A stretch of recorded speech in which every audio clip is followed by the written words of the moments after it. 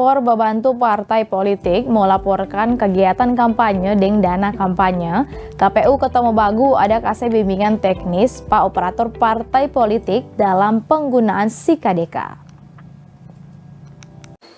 Sesuai PKPU nomor 18 tahun 2023 tentang dana kampanye, KPU Kota Mobagu mengundang seluruh partai politik peserta pemilu 2024 untuk diberikan bimbingan teknis dalam penggunaan Sistem Informasi Kampanye dan Dana Kampanye atau SIKADK.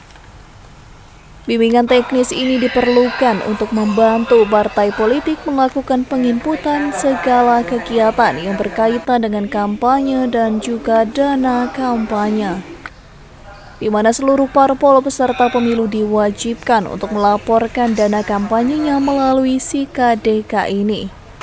Sebagaimana di dalam PKPU 18 tahun 2023 yang berkaitan dengan dana kampanye. Kami mengundang seluruh partai politik peserta pemilu tahun 2024 ini untuk hadir, dan KPU telah melakukan proses penguatan melalui operator partai politik dalam rangka menginput di sistem atau di aplikasi SIKADK, Sistem Informasi Kampanye dan Dana Kampanye.